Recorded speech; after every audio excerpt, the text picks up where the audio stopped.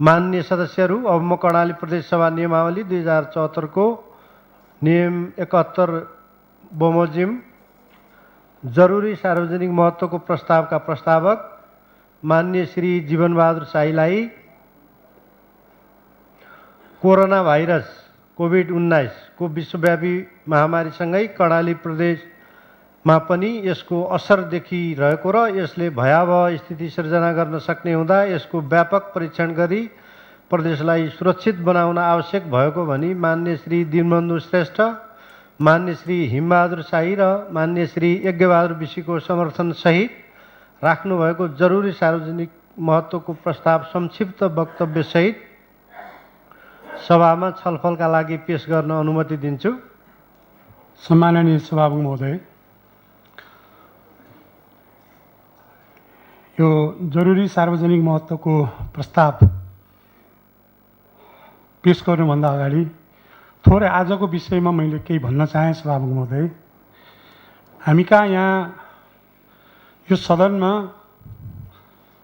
निकै सम्मानित व्यक्तित्वहरू पनि हुनुहुन्छ। हिजो सङ्घमा मन्त्री भइसकेको व्यक्तित्वहरू हुनुहुन्छ र दलको नेता पनि भइसकेको व्यक्तित्वहरू हुनुहुन्छ।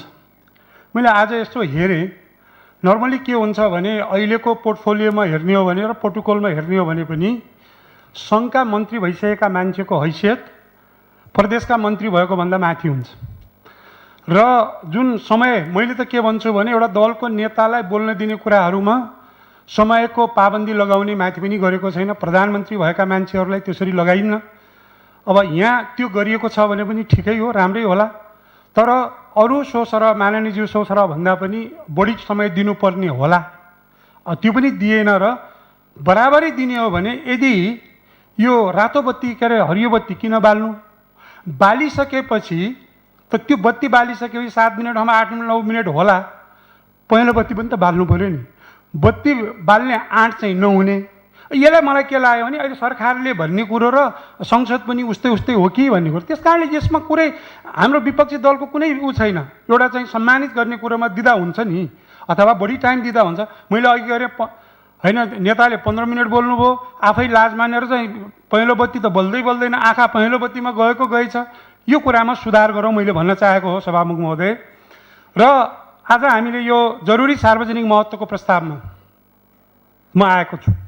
योभन्दा अगाडि हामीले सङ्कल्प प्रस्ताव पनि पेश गरेका थियौँ।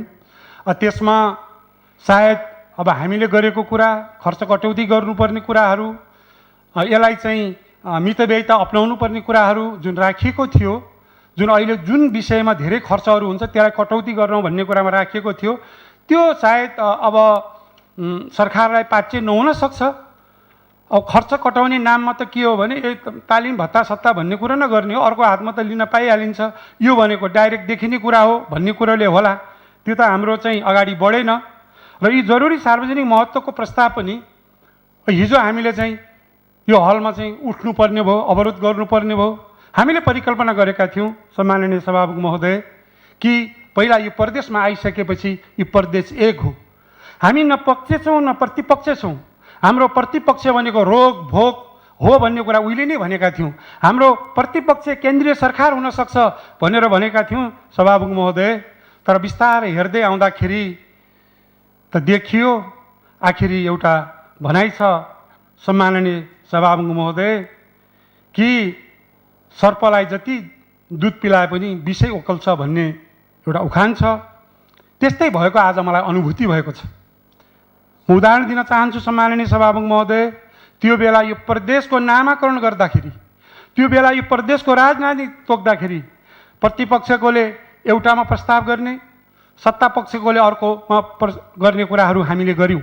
यसले हाम्रो एकताको बाटो देखाएको थियो र सबैले भन्ने गरेका थिए कि सभामुख महोदय कर्णाली प्रदेशले साँच्चै नमुना देखाएको छ र यो नमुना बमोजिम अगाडि बढ्दै गएको छ भन्ने कुराहरू देखाएको थियो।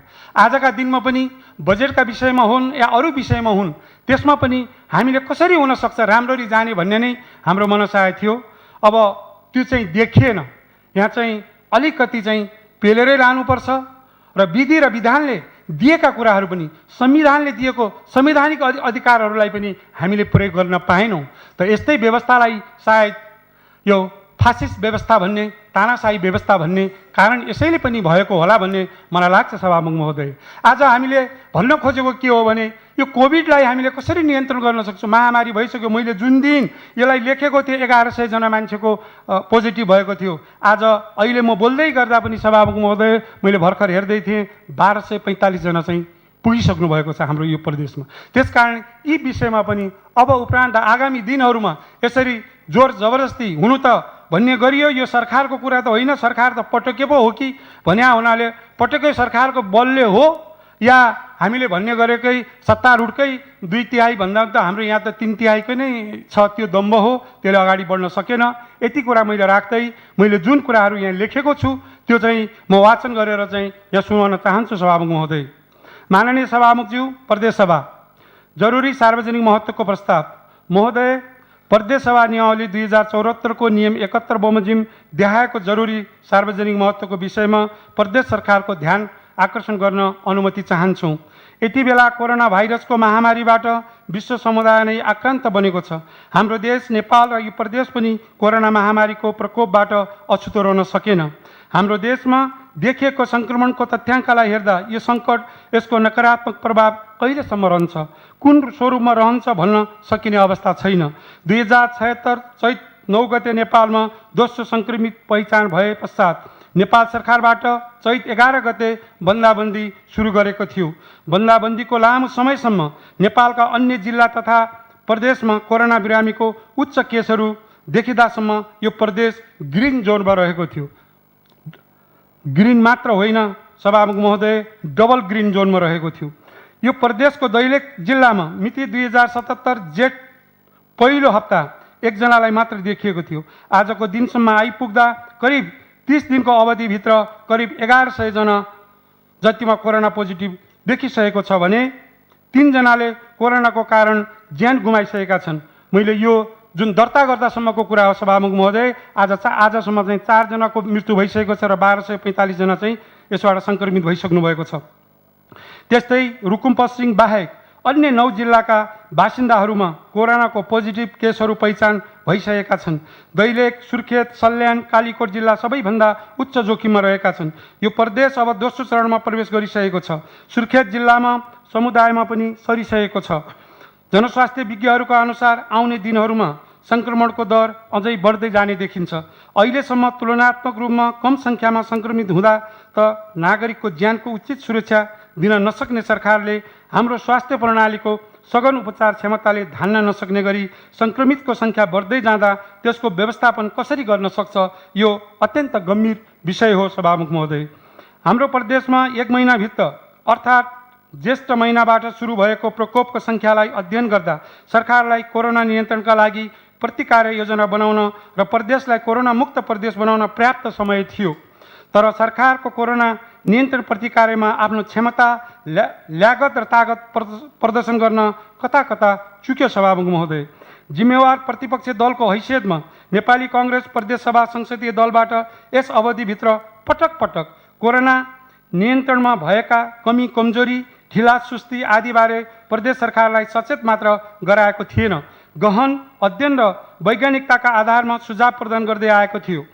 प्रदेश सभा बैठकमा समेत विशेष समयमा भाग लिई कोरोना प्रकोप नियन्त्रणमा भएको सुस्ततामा ध्यान आकर्षण गर्दै उक्त कार्यमा प्रभावकारिता ल्याउन सरकारलाई झकझक्याउँदै आएको थियो सभामुख महोदय।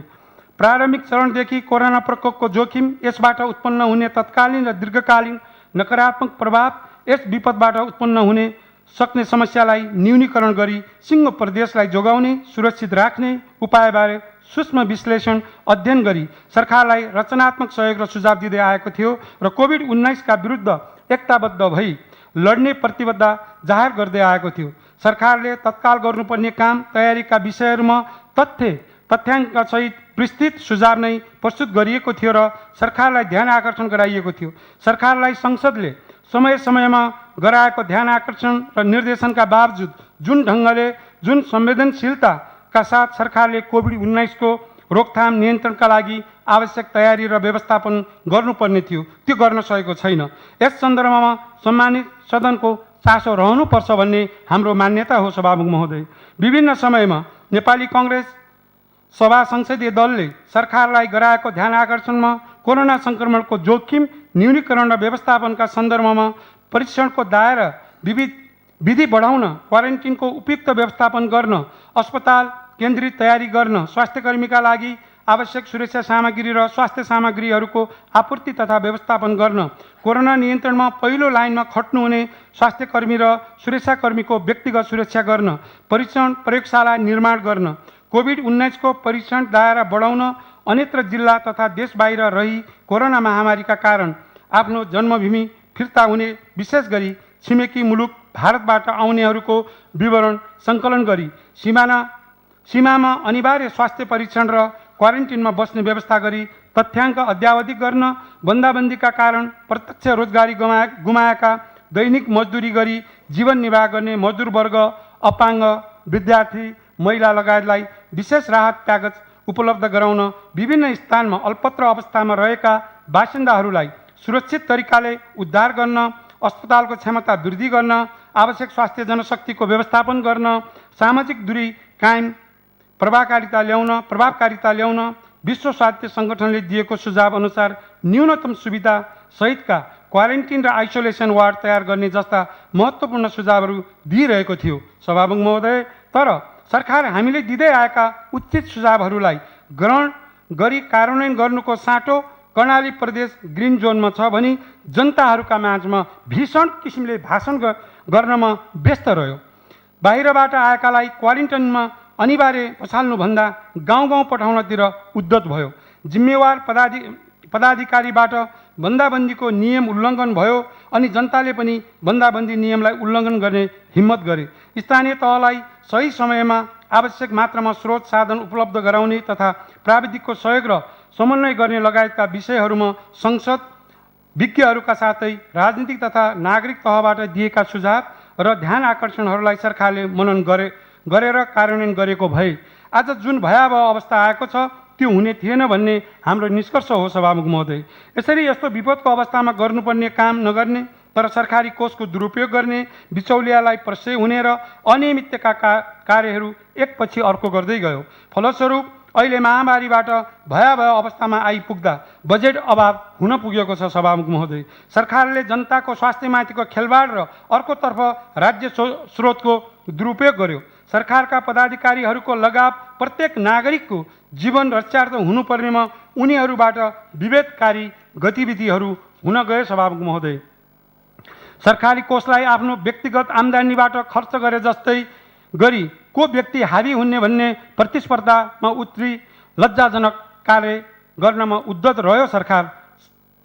सरकारका पदाधिकारीहरूको कोरोना नियन्त्रणमा भन्दा पनि व्यक्ति हावी हुने प्रतिस्पर्धामा गतिशीलता बढायो र सरकारमा टिमवर्क हुन सकेन। फलस्वरूप प्रदेशमा कोरोनाको मिटरले भयावह अवस्था लियो सभामुख महोदय। यस्तो महामारीको समयमा जोखिममा परेका नागरिकको उद्धार र व्यवस्थापन, कोभिड बाहेकका बिरामीको नियमित औषधि उपचार तथा अस्पताल केन्द्रित तयारीका लागि आवश्यक उपकरण, जनशक्तिको पर्याप्त व्यवस्थापन लगायतका विषयमा सरकारले के गरिरहेको छ, कस्तो तयारी गरेको छ, यसबारेमा सरकारबाट जानकारी लिन, सरकारलाई जवाबदेही बनाउन, सरकारका गलत निर्णयहरूलाई रोक्न र जनस्वास्थ्यसँग जोडिएका संवेदनशील विषयमा सरकारलाई सही दिशानिर्देशन गर्न जनप्रतिनिधिमूलक संस्था संसदको महत्त्वपूर्ण भूमिका हुन्छ सभामुख महोदय। हाल स्वास्थ्य क्षेत्र बाहेक कृषि, शिक्षा, उद्योग, यातायात, व्यापार व्यवसाय लगायतका क्षेत्रको अवस्था पनि बिजोग छ। राहत दिनुपर्ने श्रमिक, बेरोजगार, विद्यार्थी, अपङ्गता भएका नागरिक, अति विपन्न र एकल महिला लगायत जोखिममा रहेकालाई न्यूनतम जीवनयापनको लागि आवश्यक खाद्य सामग्री, अत्यावश्यक औषधि लगायतका राहतका सामग्री उपलब्ध हुन सकेको छैन। कृषक र कृषि क्षेत्रलाई तत्काल सहयोग पुर्याउने सम्बन्धमा सरकार अलमलिएको छ। देशका साना ठुला उद्योग, व्यापार व्यवसाय, औपचारिक र अनौपचारिक क्षेत्रमा कार्यरत श्रमिकहरू तथा सानोतिनो स्व व्यवसाय गरी जीविकोपार्जन गर्ने उद्यमी र श्रमिकहरूको संरक्षणका लागि ठोस आर्थिक उत्प्रेरणाको प्याकेज आउन सकेका छैनन् सभामुख महोदय। कोभिड-19 को सङ्क्रमणको कारण विद्यालयहरू बन्द भए पश्चात सरकारले घोषणा गरेको वैकल्पिक सिकाइ व्यवस्थापन गर्न विद्यालयको पूर्वाधार र उत्प्रेरणाको व्यवस्था तथा सामुदायिक विद्यालयमा अध्ययनरत अति विपन्न विद्यार्थी अपङ्गता भएका विद्यार्थीलाई यस्तो वैकल्पिक सिकाइमा समावेश हुन सक्ने वातावरण कसरी गर्ने भन्ने सम्बन्धमा सरकारको ध्यान जान सकेको देखिँदैन। लकडाउनको अवधिमा बढ्दो सामाजिक समस्या व्यवस्थापन र महिलामाथि हिंसाका घटना नियन्त्रण गर्न सरकारले प्रभावकारी कदम चाल्न सकेको छैन। यी लगायतका विषयमा असार 2 गते माननीय मुख्यमन्त्री मार्फत सम्माननीय प्रधानमन्त्रीलाई र माननीय मुख्यमन्त्रीज्यूलाई समेत ध्यान आकर्षण गरिसकिएको छ। हाल कोभिड-19 रोकथाम तथा नियन्त्रणका सन्दर्भमा स्वास्थ्य क्षेत्रसँग सम्बन्धित देखाएका विषयहरूमा प्रदेश सरकारको तर्फबाट र अन्य काम के कस्तो भएको छ भन्ने त्यसका तयारीका सम्बन्धमा सदनलाई स्पष्ट पार्न र जनस्वास्थ्यमा थप सङ्कट आउन नदिन तत्काल सदनले सरकारलाई मार्गनिर्देशन गर्न अपरिहार्य भएकोले यो सार्वजनिक महत्त्वको प्रस्ताव पेश गरेका छौँ सभामुख महोदय। यो किनभने यो सम्मानित संसद भनेको मुखले मात्र भन्ने थलो होइन सभामुख महोदय। यो थलोले नै दिएको निर्णयलाई, यसले दिएको निर्देशनलाई सरकारले पालना गर्नुपर्छ भन्ने हाम्रो मान्यता रहेको छ सम्माननीय सभामुख महोदय। अब यी महत्त्वका विषयहरू के हुन् त भन्दा एकमा हाम्रो प्रदेशमा कोरोना प्रकोप सङ्क्रमण दोस्रो चरणमा प्रवेश गरिसकेको अवस्थामा स्थानीय तहसँगको समन्वयमा सयौं कन्ट्र्याक्ट ट्रेसरको परिचालन गरी छोटो समयमा ठुलो सङ्ख्यामा कन्ट्याक्ट ट्रेसिङ गर्न सक्ने चुस्त प्रणालीको विकास गर्ने सम्बन्धमा सरकारले अहिले के गरेको छ? किनकि हिजो देखियो सभामुख महोदय हस्पिटल पनि अहिले सिल भएको छ। 42 जना डाक्टरदेखि स्विपरसँगका मान्छेहरूलाई क्वारेन्टिनमा राखिएको छ। अब त्यो अस्पतालको अवस्था कस्तो भएको छ यो सम्बन्धमा चाहिँ के गरेको छ हामी यो संसद यो जान्न चाहन्छ भन्ने हो सभामुख महोदय। 2 मा हाल आरडीटी विधिबाट गरिएको परीक्षणको विश्वसनीयता, गुणस्तर र औचित्यता नदेखिएको विश्व स्वास्थ्य सङ्गठनले प्रमाणित गरेको आरडीटीबाट मात्रै परीक्षण गराउने व्यवस्था सम्बन्धमा यहाँ आरडीटी हामीले गरिरहेका छौँ, तर अहिलेको आरडीटी चाहिँ विश्वसनीय छैन भनिसकेपछि डब्ल्युएचओले प्रमाणित गरेको आरडीटी रहेछ, त्यही अनुसार चाहिँ गराउनुपर्छ र यो सम्मानित संसदले चाहिँ निर्देशन दिनुपर्छ भन्ने चाहिँ हाम्रो भनाइ हो सभामुख महोदय। 3 मा आरटीपीसीआर विधिबाट हुने परीक्षणको गतिमा, तीव्रता र दायरा फ्राकिलो बनाउने सम्बन्धमा र क्वारेन्टिनमा राखेका सबैलाई आरटीपीसीआर र विश्व स्वास्थ्य सङ्गठनले प्रमाणित गरेको आरडीटी विधिबाट परीक्षण गरे पश्चात मात्र घर पठाउने व्यवस्था गर्ने सम्बन्धमा छ सभामुख महोदय। भन्ने गरिन्छ यो केन्द्रीय सरकारको जिम्मेवारी हो, यो केन्द्रीय सरकारले गर्ने कुराहरू हुन्, त्यसकारणले हामीलाई चाहिँ माथिको निर्देशन चाहिन्छ भन्ने कुरा पनि नआएको होइन सभामुख महोदय। तर हामी भन्न चाहन्छौँ हिजो सरकारले भन्ने गरेको थियो माथिका कुरा जेसुकै आए तापनि हामी यो प्रदेशका जनताहरूलाई हामी आरटीपीसीआर मात्र गरेर हामी पठाउँछौँ भन्ने कुराहरू गरेको, आफैले बोलेको कुरामा अहिले चाहिँ जिम्मेवारी माथि केन्द्रको भनेर पन्छन सक्ने अवस्था छैन सभामुख महोदय। र हिजो यहाँ सामाजिक मन्त्रीले चाहिँ यहाँ जवाब दिने क्रममा चाहिँ हामीले सबैका हात खुट्टा जोडेर पीसीआर मेसिन ल्याएका छौँ भने अब त हात खुट्टा जोड्नुपर्ने अवस्था छैन भन्ने मलाई लाग्छ सभामुख महोदय। थुप्रो चाहिँ कतिवटा चाहिँ पीसीआर मेसिन राख्नुपर्ने हो, त्यो हाम्रो रकमले गर्न सकिन्छ, त्यो कुरालाई चाहिँ किन अगाडि बढाइएन भन्ने कुरा चाहिँ हामीले राखेका छौँ सभामुख महोदय। 4 आरटीपीसीआर परीक्षणको दायरा विस्तारसँगै यसको क्षमता र अभिवृद्धिका लागि किट, उपकरण, जनशक्ति र अन्य लजिस्टिक आवश्यकताको अविलम्ब व्यवस्था गर्ने सम्बन्धमा चाहिँ हामीले अर्को कुरा राखेका छौँ सभामुख महोदय। खोइ आज यतिका दिनसम्म भइसक्यो हामीले सुन्ने गरेका थियौँ दैलेखमा पनि एउटा चाहिँ इन्स्टल हुँदैछ, 3 दिनमै चाहिँ हुनेछ भन्ने कुरा सुनेका थियौँ। आज कति दिन भयो, महिना बित्न थाले, त्यहाँ भएको पनि हामीले देखेनौँ।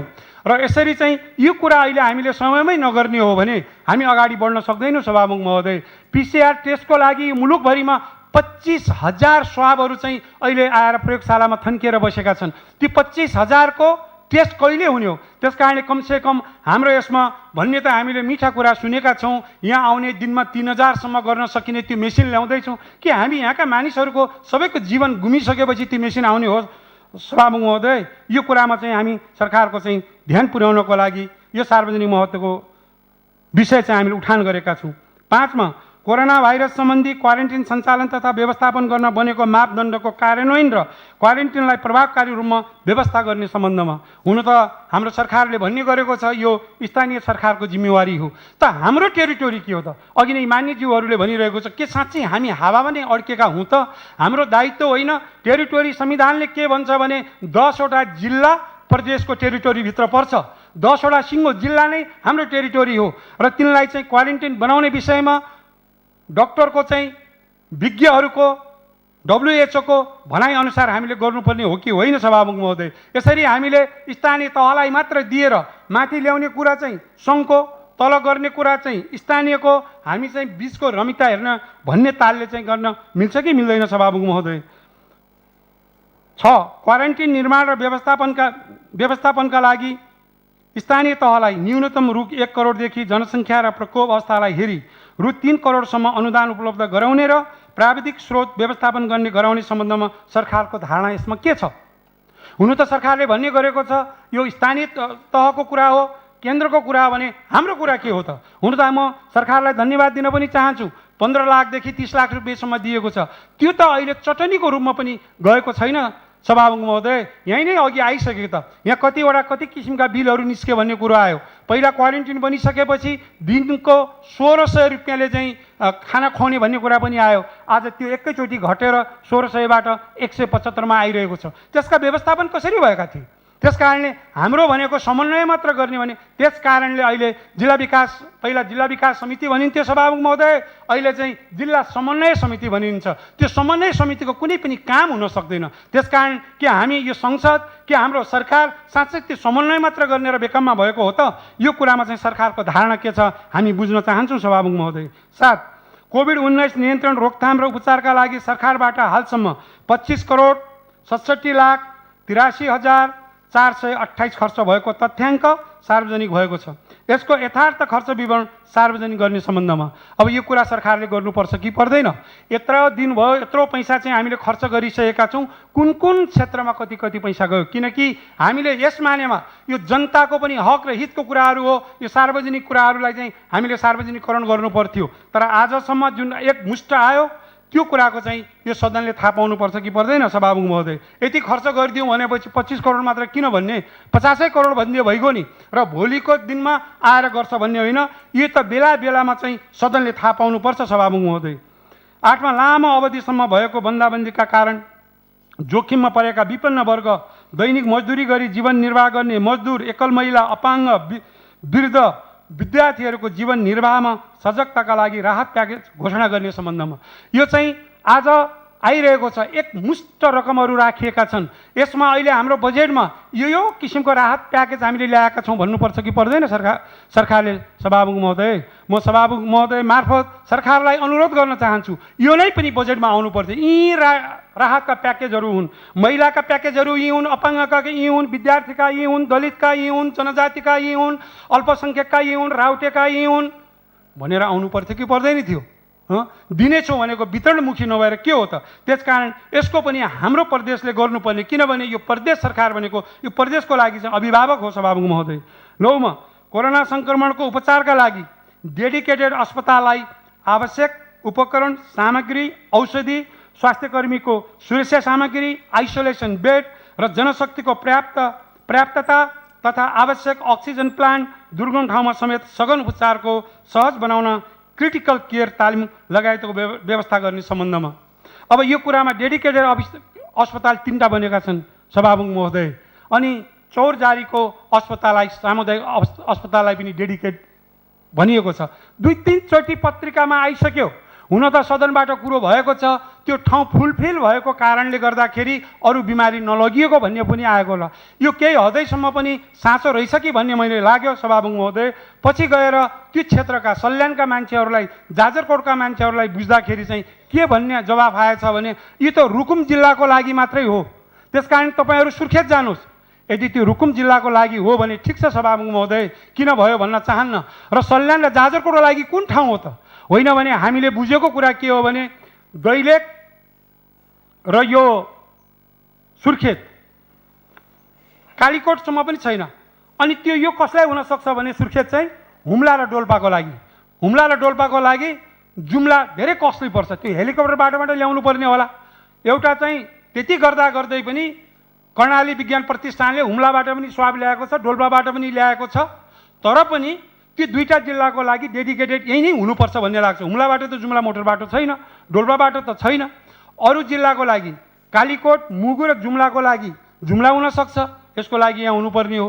अब त्यहाँ त्यस्तो हो भने त्यो एउटा सामुदायिक हस्पिटललाई डेडिकेटेड हस्पिटल बनाएर त्यसलाई चाहिँ हामीले पैसा दिने, तर त्यसले सेवा नदिने हो भने त्यसलाई बनाउनु पर्नेको औचित्य के हो? यसमा कि यहाँहरूका विज्ञको निर्देशनबाट हो या कसैको त्यसमा चाहिँ स्वार्थ गाँसिएको छ? धेरैचोटि पत्र पत्रिकामा आयो त्यसले गरेन भनेर त्यहाँका जनताहरू रोइरहेका छन्। त्यसैले ती ठाउँमा हामीले गर्नुपर्छ, तर सेवा र सुविधा दिनुपर्छ। मलाई लाग्थ्यो त्यही रुकुममा पनि सरकारी अस्पताल छ होला सभामुख महोदय, त्यसलाई चाहिँ एउटा डेडिकेटेड बनाउन सकिन्थ्यो होला।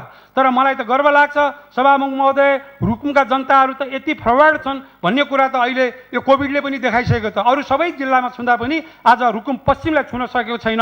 यो के हो भने त्यहाँका जनता चेतनशील छन्, त्यहाँको जनताहरू फरवर्ड छन् भनेपछि अब त्यहाँ हस्पिटल बनाउनलाई पनि हामीले बिचबिचमा सुनेका थियौँ सभामुख महोदय, 12 दिनमा एउटा ठुलै हस्पिटल बन्यो भन्ने कुरो त आइरहेको छ त। यसको लागि पैसा दिउँ, अर्को 12 दिनमा अर्को ठुलै हस्पिटल बन्छ, त्यसलाई सरकारी हस्पिटल बनाऊ, त्यसलाई किन नगर्ने सभामुख महोदय?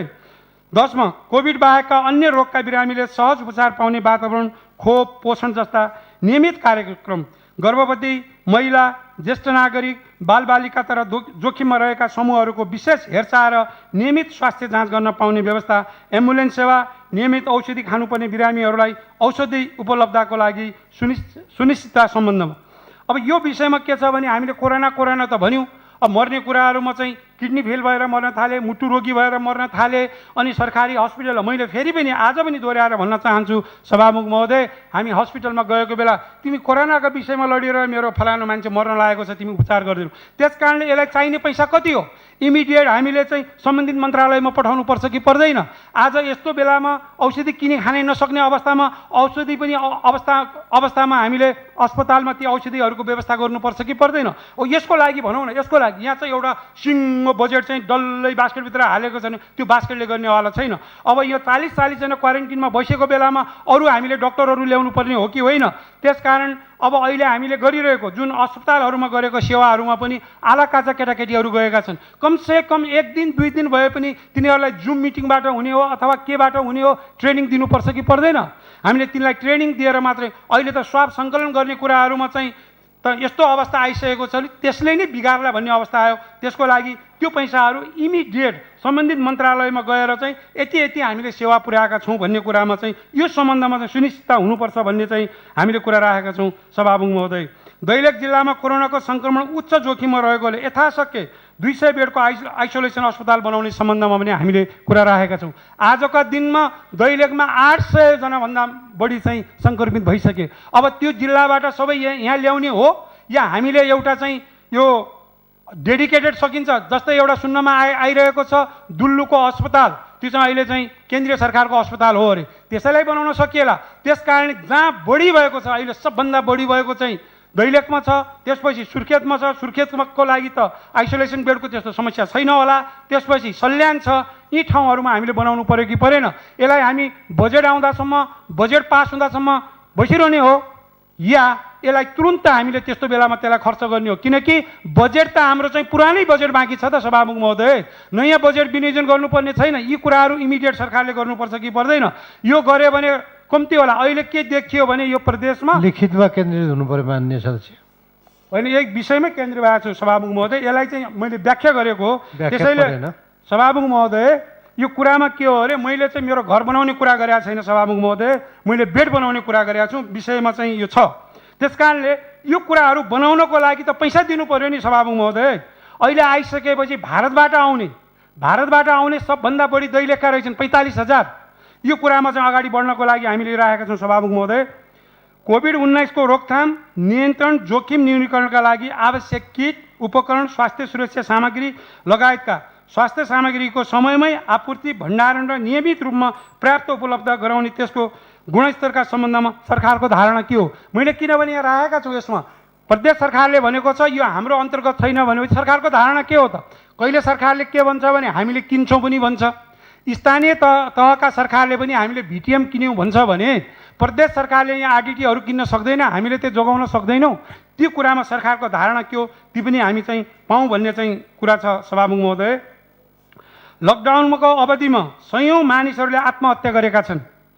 यसले नागरिकको राज्यप्रति चरम निराशा देखाउँछ। यस किसिमको मानसिक समस्यालाई ध्यान दिँदै त्यसको समाधानका लागि स्थानीय तहसम्म नै मनोसामाजिक परामर्शको व्यवस्था गर्ने सम्बन्धमा बजेटमा आएको छ, नीति कार्यक्रममा आएको छ, ती कहिले हुने हो? हामीले त के चाहन्छौँ भने सभामुख महोदय ती कुरा तुरुन्त लागू हुनु पर्यो, तुरुन्तै लागू हुनु पर्यो, भोलिदेखि नै लागू हुनु पर्यो। 14 यस अवधिमा घरेलु हिंसा, चोरी, डकैती, गुण्डागर्दी, बलात्कार जस्ता अपराधजन्य घटनाहरू वृद्धि भएका छन्। यसको न्यूनीकरण गर्ने सम्बन्धमा प्रदेश सरकारको सङ्घीय सरकारसँग समन्वयको अवस्था कस्तो छ? किनकि सभामुख महोदय यही सदनमा भएका छन् बालबालिकाहरू चाहिँ बलात्कृत भएको, गुण्डागिर्दीहरू भएको, चोरी भएको, यसको खोइ सुरक्षा पाउन सकेको छैन। त्यसको अवस्था के छ हामी जान्न चाहन्छौँ। 15 सडक पुगेका प्रति जिल्ला कम्तीमा 2टा कोरोनाका लागि एम्बुलेन्स र दुर्गम हिमाली जिल्लामा हेलिकप्टर स्ट्यान्डबाई गर्ने भन्ने सम्बन्धमा चाहिँ यो पोहोर सालदेखि नै एम्बुलेन्स दिने भन्ने कुरा आएको, अहिलेसम्म पनि अस्ति पनि यहाँ कुरा आयो हामी स्ट्यान्डबाई कहिले स्ट्यान्डबाई हुने हो? हामी सबैको ज्यान गइसकेपछि स्ट्यान्डबाई हुने हो? त्यो कुरा चाहिँ यथाशक्य गरियोस् भन्न हामी चाहन्छौँ सभामुख महोदय, त्यसको हामी जवाब चाहन्छौँ। 16 विश्व स्वास्थ्य सङ्गठनको सिफारिसमा गरेका न्यूनतम मापदण्डलाई ध्यान दिई कम्तीमा 15 बेड बराबर 1वटा शौचालय, 2 मिटरको दूरीमा 1 बेड, पोसिलो खाना र स्वास्थ्यकर्मीलाई पिपी व्यवस्था गर्ने सम्बन्धमा सङ्घीय सरकार प्रदेश सरकारसँगको समन्वयको अवस्था कस्तो छ? र एउटा कुरो के आएको छ भने सभामुख महोदय जो रेगुलर मेडिकल अफिसरहरू छन् प्रदेश सरकारले 50% चाहिँ प्रोत्साहन भत्ता दिने भनेर निर्णय गरेको छ। त्यो आजसम्म नदिएको हुनाले चाहिँ अब एउटा च्यालेन्ज के आउँदैछ भने हामी हस्पिटल बन्द गर्छौँ भन्ने कुराहरू आइरहेका छन्। यो अवस्थामा चाहिँ सरकारले के कारणले रोकेको, किन नमिलेको, दिनुपर्ने कुरा हो किन नदिएको, त्यो अवस्था हामीले चाहिँ बेलैमा चाहिँ सजग गराएका छौँ सभामुख महोदय। कोरोना परीक्षण प्रयोगशाला अत्यन्त न्यून भएका कारण सङ्कलित स्वाब लामो समयसम्म राखी ढिलो परीक्षण गर्दा विश्वसनीय नतिजा नआउने खतरा बढी छ। त्यसैले प्रयोगशालाको क्षमता र सङ्ख्या वृद्धि गर्न प्रदेश सरकारले हालसम्मको प्रयासका सम्बन्धमा के प्रयास भएको छ त? यो चाहिँ अस्ति पनि भन्यो, आज अस्ति पनि मैले भनेको थिएँ सभामुख महोदय कि हाम्रो परीक्षण कहाँ हुन्छ? पशु पन्छीमा हुन्छ, अन्वेषण केन्द्रमा। हाम्रो भएको केन्द्र चाहिँ हामीले हटायौँ। कुन हो यस्तो बेला भन्नु नि, मानव अन्वेषण प्रयोगशाला केन्द्र के भन्नुपर्ने त्यस्ता कुरा राख्नु, यसलाई चाहिँ छिटो गरियोस्। यी कुराहरूको लागि जे जस्तो होस्, हिजो चाहिँ सरकारले हामीलाई घोग्ली ठ्याक लाउन खोजे पनि, संविधानको बर्खिलाफ गए तापनि, तर आज चाहिँ यो सहमतिमा आएकोले हामी जहिले पनि सहमतिमा जान चाहन्छौँ, अगाडि बढ्न चाहन्छौँ। यसका व्यवस्थापन यो भनेको के हो भने सिङ्गो, सायद सदनले कसरी सोच्छ मैले जान्दिनँ सभामुख महोदय, सिङ्गो सदनले यो निर्देशन दिएर यी कामहरूलाई यथाशीघ्र, अब सरकार यति मात्रै चासो छ कि हामी काम गर्दैछौँ छिटो सदन चाहिँ टुङ्ग्याइदेऊ, किनकि यहाँ सदनमा संसदहरूको कुरा सुन्न चाहँदैन। त्यस कारणले यो भएको हुनाले यी कुराहरूको लागि यी व्यवस्थापन कसरी भएका छन्, यिनका खर्च कसरी भएका छन्, अहिले नै सदनमा कुरो उठेको छ, पक्षपात भयो, खर्च बढी भयो, ती कुरा पनि आउनेछन् भन्ने कुरा मैले राख्दै मलाई बोल्ने समय दिनुभएकोमा र यो सार्वजनिक महत्त्वको विषयलाई चाहिँ अगाडि बढाउन चाहिँ योगदान पुर्याउनु भएकोमा सरकारका प्रमुख र यो पूर्ण अधिकार प्राप्त सभामुखज्यूलाई चाहिँ हार्दिक धन्यवाद ज्ञापन गर्दै म यहाँबाट बिदा हुन्छु। धन्यवाद। जय नेपाल।